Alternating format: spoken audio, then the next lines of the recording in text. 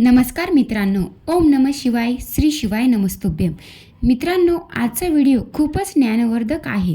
आजच्या व्हिडिओमध्ये मी तुम्हाला जी कथा सांगणार आहे त्या कथेतून तुमच्या जीवनामध्ये खूप जास्त उपयोग होणार आहे.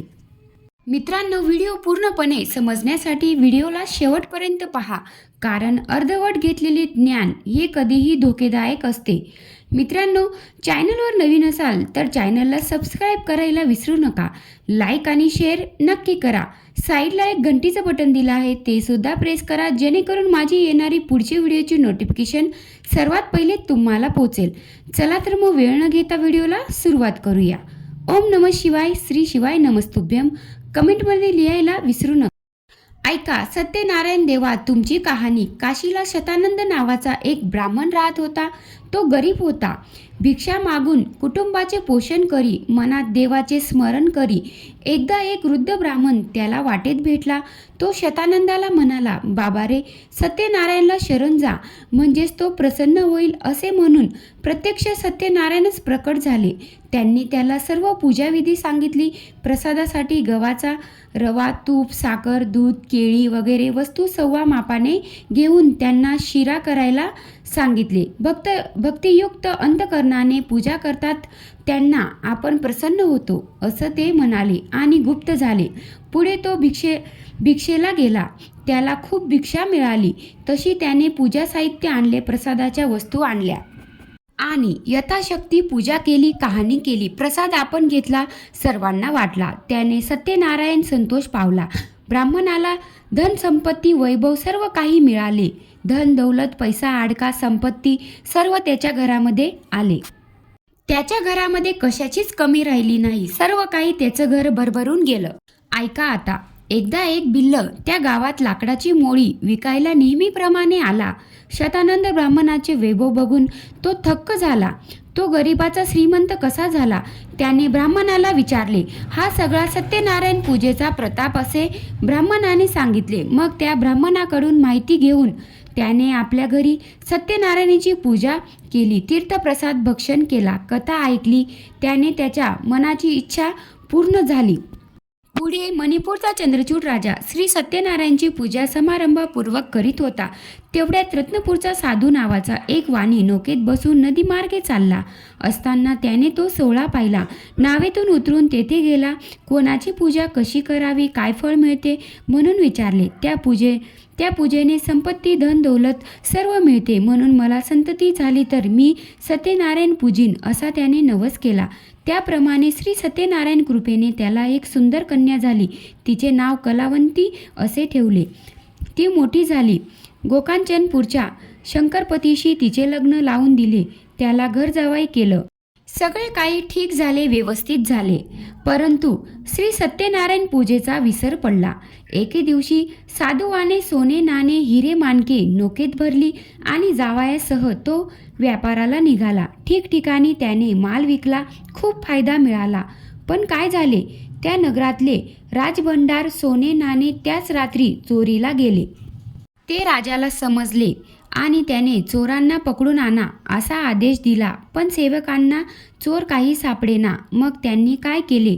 राजाच्या भीतीने साधूवाण्याला व त्याच्या जावयालाच त्यांनी चोर म्हणून पकडले. त्यांना कारागृहात टाकले. त्यांची धन दौलत, राजभंडार जमा केलं. इकडे साधूवाण्याची पत्नी लीलावंती वाट पाहत होती. मुलगी कलावंतीने शेजारी चाललेल्या श्री सत्यनारायण पूजेचा तीर्थप्रसाद भक्षण केला आणि आपला पती व पिता सुखरूप परत आले तर आपण श्री सत्यनारायणची पूजा करीन, असा मनी नवस बोलली. मग लीलावंतीने साहित्य जमवून पूजा केली. सत्यनारायण संतुष्ट झाला. त्याच रात्री तो राजाच्या स्वप्नात गेला. साधूवाणी व त्याचा जावई हे चोर नसून शाव आहेत, त्यांना सोडून दे, असं म्हणाला. राजाने तसे केले. त्याने दिव्य त्यांना दिले आणि त्यांचा सत्कार करून त्यांना जाऊ दिले. नौकेत बसून जात असताना संन्यासाचा वेश घेऊन सत्यनारायण त्या वाण्याला म्हणाले, नौकेत काय भरले आहे? वाणी म्हणाला, नौकेत पाणी, पाचोळा वगैरे आहे. देव म्हणाला, तसेच हो, तुझी वाचा खरी ठरो.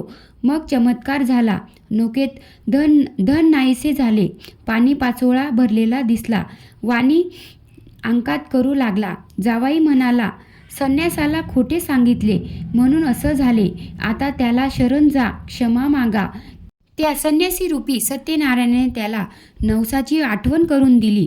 वाण्याने नमस्कार करून क्षमा याचना केली. सत्यनारायणाने कृपा करताच त्याचं धन होते तसे त्याचे धन दौलत पैसा अडका सोनं नाणं त्या नौकेत भरलेले दिसले. देवाचे आभार मानून सासरा जवाई तेथून निघाले. आपल्या गावाजवळ आले.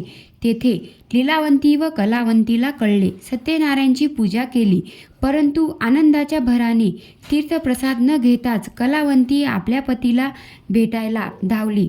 देवाचा कोप झाला, त्यामुळं तिचा पती नौकेसह पाण्यात बुडाला. सर्वजण शोक करू लागले. तेव्हा आकाशवाणी झाली, आधी परत जा, तीर्थप्रसाद भक्षण कर, मग सगळं ठीक होईल. तिने तसं केलं, मग सर्व ठीक झालं. कलावंतीचा पती नौकेसह सुखरूप परत आला. आनंदी आनंद झाला. मग श्री सत्यनारायणची पूजा केली, तीर्थप्रसाद घेतला, कथा श्रवण केली. त्या सर्वांची इच्छा पूर्ण झाली. सत्यनारायण पूजेचा प्रसादाचा अपमान केला तर सत्यनारायणाचा कोप होतो. एकदा काय झाले, अगंध्वज नावाचा एक राजा शिकारीसाठी अरण्यात गेला. तेथे एका झाडाच्या छायेत विश्रांती घेऊ लागला.